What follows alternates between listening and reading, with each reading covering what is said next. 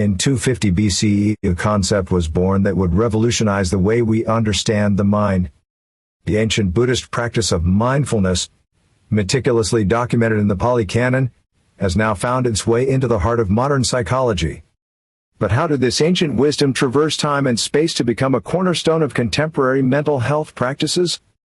This is the story of mindfulness, its ancient origins, its scientific validation, and its profound impact on modern life.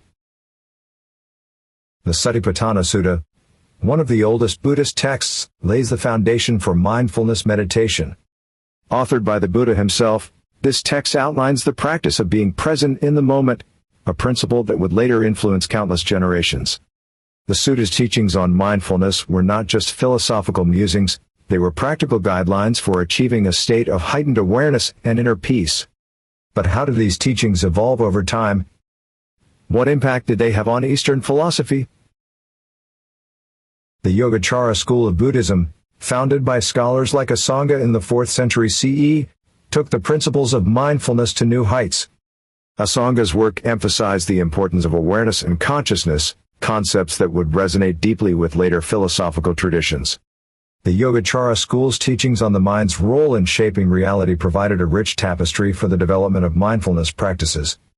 But how did these practices manifest in traditional Zen Buddhist traditions? What techniques were preserved and taught by Zen masters like Dogen? Traditional Zen Buddhist practices, such as Zazen, have long incorporated mindfulness techniques that have been preserved and taught by Zen masters like Dogen in the 13th century. These practices emphasize sitting meditation, breath awareness, and the cultivation of a calm, focused mind. But as the centuries passed, how did these ancient practices find their way into the modern world? What role did clinical psychologists play in bridging the gap between East and West? In the mid-20th century, clinical psychologist Jon Kabat-Zinn introduced mindfulness-based stress reduction, MBSR, in 1979, bringing ancient practices into modern healthcare. Kabat-Zinn's work was groundbreaking, as it provided a secular, evidence-based approach to mindfulness that could be integrated into Western medical practices. But what did the scientific community think of this ancient meets modern approach? How did neuroscientific research validate the benefits of mindfulness? Neuroscientific studies, such as those by Richard J. Davidson published in Science in 2011, have shown that mindfulness practices can alter brain structure and function. Davidson's research demonstrated that regular mindfulness meditation could increase gray matter density in brain regions associated with learning, memory, and emotional regulation. But how did these findings influence the adoption of mindfulness in corporate settings? What impact did they have on educational institutions? By the 2010s, companies like Google and Apple adopted mindfulness programs to improve employee well-being and productivity. These programs were not just wellness initiatives, they were strategic investments in human capital. But how did mindfulness practices fit into the fast-paced, high-stress environments of tech giants? What were the real-world outcomes of these corporate mindfulness programs? Educational institutions have begun incorporating mindfulness practices in curricula, as evidenced by a 2018 study in the Journal of Educational Psychology showing improved student focus and emotional regulation.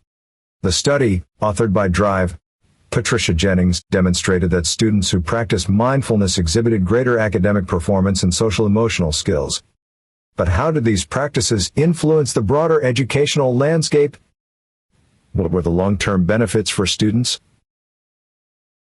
Mindfulness practices, grounded in ancient Buddhist philosophy, have evolved and been scientifically validated, creating a convergence that enhances mental health and well-being.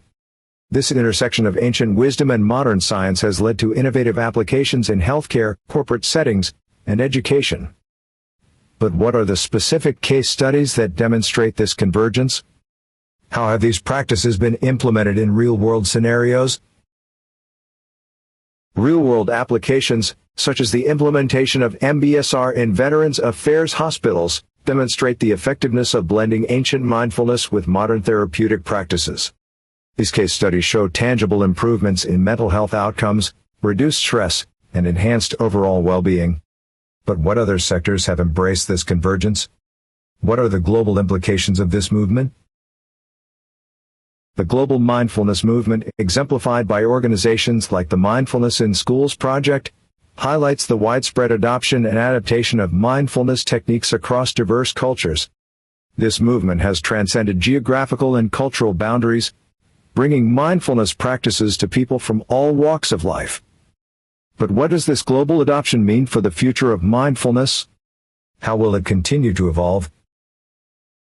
As research continues to validate the benefits of mindfulness, its integration into various aspects of life suggests a future where mindfulness becomes a cornerstone of mental health and wellness. The ongoing studies, such as those by Drive, Sarah Lazar published in Psychiatry Research, Neuroimaging in 2011, continue to uncover the profound effects of mindfulness on the brain and body. But what will the next decade bring for mindfulness?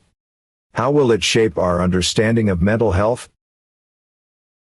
Individuals from diverse backgrounds share their experiences and insights on how mindfulness has positively impacted their lives. These personal stories provide a human touch to the broader narrative, illustrating the transformative power of mindfulness. But what common themes emerge from these stories? How do they inspire others to explore mindfulness? The documentary concludes with a call to action, encouraging viewers to explore and incorporate mindfulness practices into their daily routines for enhanced well-being. As we've seen, mindfulness is not just an ancient practice, it's a timeless tool for navigating the complexities of modern life. So, take a moment, breathe, and consider how mindfulness can enrich your life.